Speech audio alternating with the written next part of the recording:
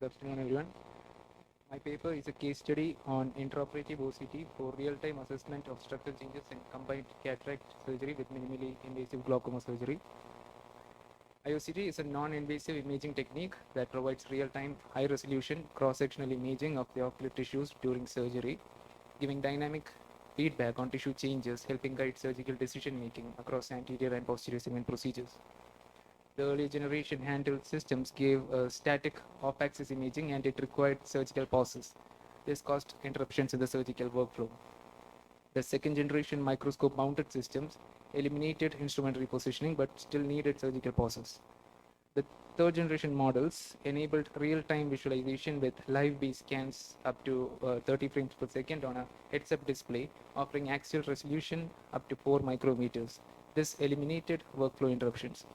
The fourth generation models gave a 4D volumetric real-time OCT enabled by swept source technology, particularly useful in complex retinal detachment repairs. Its applications range from corneal procedures where it's used to visualize the corneal layers or behind the grafts. In cataract surgery, it helps evaluate the corneal incision, the lens tilt, detect viscoelastics, evaluate the retrolenticular space. In retinal procedures, it's mainly used to assess the thoroughness of ERM and ILM peeling. In glaucoma, in procedures like trabeculectomy, where it's used to assess the scleral incision depth and uniformity, in blood needling and suturing, and as we shall see ahead, in assisting mixed procedures.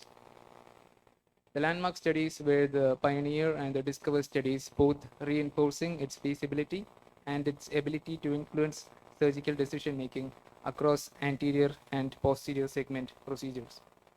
Our case involved a 70-year-old female who presented with gradual onset loss of vision in 6 months and elevated intraocular pressure in both eyes. The best corrected visual acuity was 612 in the right eye and 618 in the left eye. Intraocular pressure by applanation was 16 and 18 millimeter mercury in the right and left eye respectively. The lens showed an immature senile cataract of grade nucleus sclerosis 2. The fundus evaluation showed a cup disc ratio of 0.7 consistent with glaucomatous optic neuropathy in both eyes and a grade 3 epiretinal membrane in the left eye.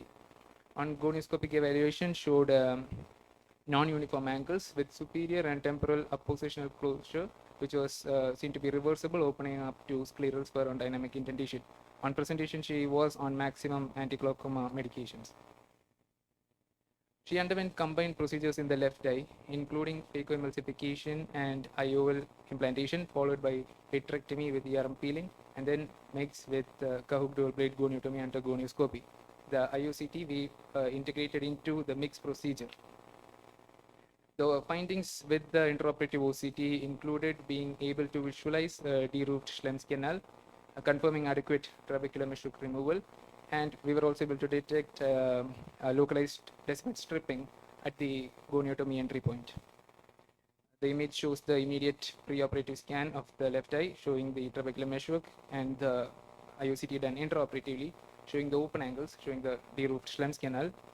This is the inadvertent decimate stripping at the goniotomy entry point, which is again confirmed by the anterior segment OCT. Postoperatively, her best corrected visual acuity improved to 6.9. IOP reduced 30% on postoperative day 4 without now the need of anti-glaucoma medications. Clinical implications. We were able to visualize the trabecular and Schlemm's anatomy, confirm adequacy of tissue removal, detect micro complications intraoperatively, and thereby enhance surgeon confidence and patient safety.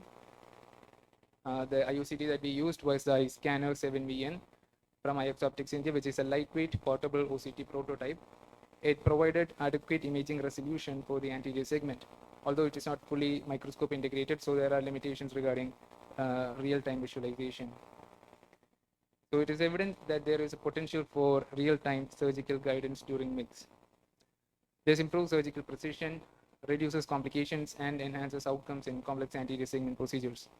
Our case also reinforces the value of immediate postoperative imaging and that it could become a standard practice.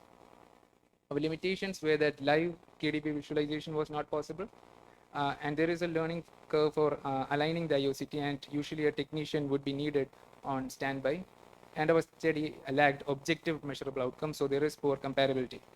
Also regarding the cost and availability of the IOCT are limitations as well. To conclude, we carried out a successful uh, application of IOCT for assessing KDB goniotomy completion in a complex combined anterior segment procedure. We were able to carry out on-table anatomical confirmation during weeks and detect micro complications early on, improving surgical precision and outcomes. While limitations exist with our model, future fully integrated models holds promise for enhancing safety, precision, and outcomes in mixed procedures. These are my references. Thank you.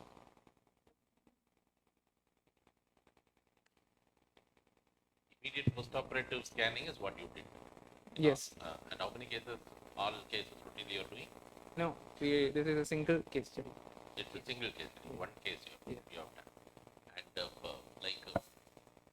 operatively, perioperatively, continuously, if you are doing monitoring, then probably we can go about and find out what are the possible complications that occur simultaneously, and then make a test that really this has value, this has value. So this kind of instead of a post-operative scanning, we will advise you to try for intraoperative scanning. Yes. And intraoperative scanning, do you have modalities now? You don't. You need to set up. Yeah, we need to pause the surgery for that. No, you did it intraoperatively Yeah, also, we no? actually paused the surgery in between, and like we were able to like trying to find out if the deroofing was complete. During surgery you did, again you repeated after post-op Yeah, you did that pre, investigation OCT. like immediate Which post-op steps also. you chose to pause? Which steps you chose to pause that surgery and see whether it's After the KDB glide process to see the KDB. Yeah. Okay.